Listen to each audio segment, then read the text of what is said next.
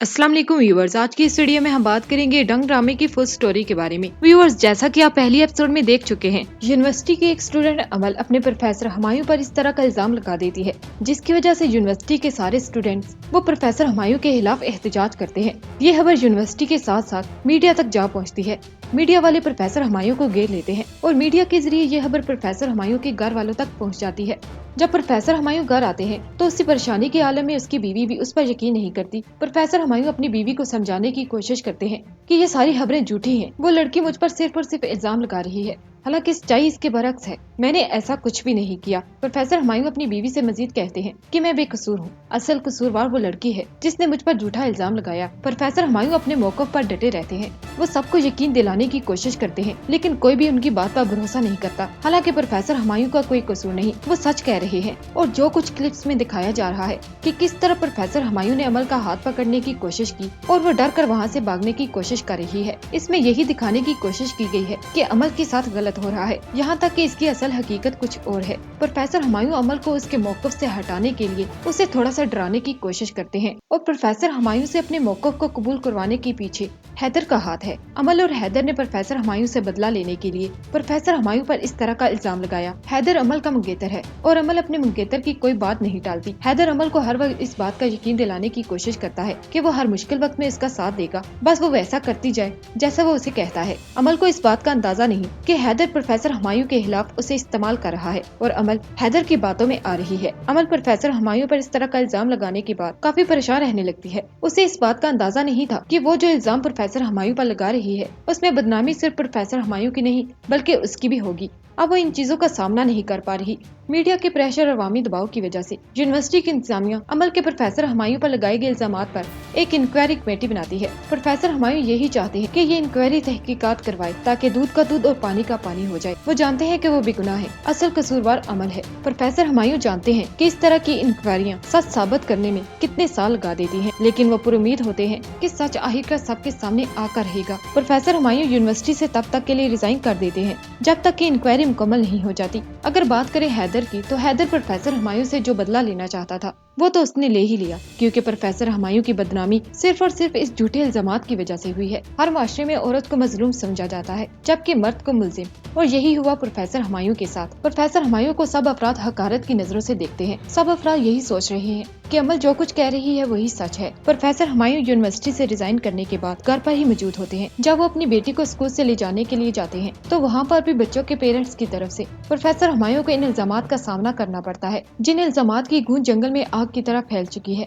एक औरत प्रोफेसर हुमायूं की तरफ मुहातिब होते हुए कहती है कि आपने तो अपनी यूनिवर्सिटी में गन फैला कर रखा है, अपनी बेटी के स्कूल में भी गन डालने आए हैं। वहाँ पर मौजूद सब बच्चों के पेरेंट्स वो प्रोफेसर हुमायूं को हकारत की नजरों से देखना शुरू कर देते हैं। प्रोफेसर हुमायूं सबके चेहरों पर इतना गुस्सा देखकर काफी डर जाते हैं। वो अपनी बेटी को गोद में उठाकर गाड़ी की तरफ भागते हैं, यहाँ तक कि लोग प्रोफेसर हुमायूं का पीछा तक नहीं छोड़ते और सरेआम सबके सामने उनके मुंह पर कालिक मल दी जाती है, ये जाने बगैर कि ये इल्जामात प्रोफेसर हुमायूं पर झूठे भी साबित हो सकते हैं। यहाँ तक कि अभी तक तो इंक्वायरी भी मुकम्मल नहीं होती, लेकिन इसके बावजूद प्रोफेसर हुमायूं के साथ मुजरमों की तरह सलूक किया जाता है।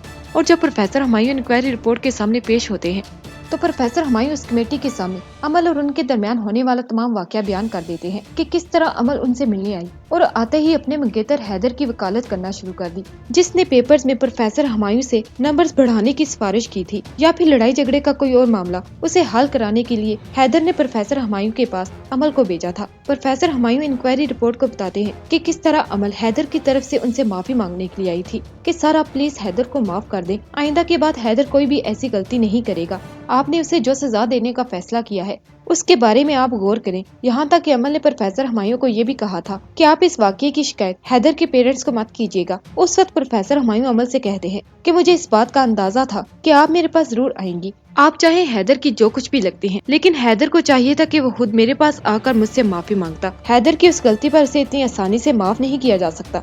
वो प्रोफेसर हुमायूं की तरफ आगे बढ़ती है। अमल प्रोफेसर हुमायूं की टाई पकड़कर धमकी देते हुए उन्हें कहती है कि प्रोफेसर हुमायूं अगर आपने मेरी बात न मानी तो आप याद रखिएगा कि मैं आपकी इज्जत का ऐसा जनाजा निकालूंगी कि आप उसे जिंदगी भर याद रखेंगे। अमल अपने प्रोफेसर से इस तरह की बदतमीजी करने के साथ साथ उनकी ग्लासेस को उतार कर टेबल पर रख देती है, जिस पर प्रोफेसर हुमायूं को अमल पर काफी गुस्सा आता है। प्रोफेसर हुमायूं तंजिया मुस्कुराहट में अमल से कहते हैं कि अच्छा तो ठीक है, जो करना है कर लो। प्रोफेसर हुमायूं उसका हाथ पकड़कर कहते हैं कि मैं देखता हूँ कि तुम क्या कर सकती हो।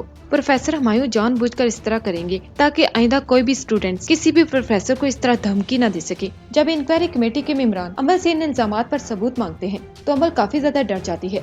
वो उन्हें हुलिये बहाने से टालने की कोशिश करती है, क्योंकि वो खुद जानती है कि उसने जो इल्जाम प्रोफेसर हुमायूं पर लगाया है वो झूठा है और उसके पास कोई सबूत भी नहीं। वो इंक्वायरी रिपोर्ट के सामने प्रोफेसर हुमायूं के सारे इल्जामात को मुस्तरद कर देती है। प्रोफेसर हुमायूं यकीन दिलाने की कोशिश करते हैं कि ये लड़की झूठ बोल रही है, लेकिन प्रोफेसर हुमायूं की किसी बात पर यकीन नहीं किया जाता, जिसकी वजह से पुलिस उन्हें पकड़ लेती है।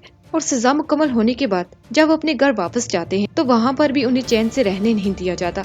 वो सोचते हैं कि आखिर वो किसको यकीन दिलाएं कि उन पर लगाया गया इल्जाम झूठा है। उन्होंने कुछ ऐसा किया ही नहीं जिस तरह के उन पर इल्जामात लगाए जा रहे हैं। प्रोफेसर हुमायूं काफी ज्यादा रोते और परेशान होते हैं, क्योंकि प्रोफेसर हुमायूं को वो इंसाफ नहीं मिल पाता जिसके वो हकीकत में हकदार थे। जब उन्हें इस बात का अंदाजा हो जाता है कि उनकी बात पर अब कोई यकीन नहीं करेगा तो वो खुद पर लगाए गए झूठे इल्जामात पर इस कदर दिल बर्दाश्ता हो जाते हैं कि वो खुदकुशी कर लेते हैं।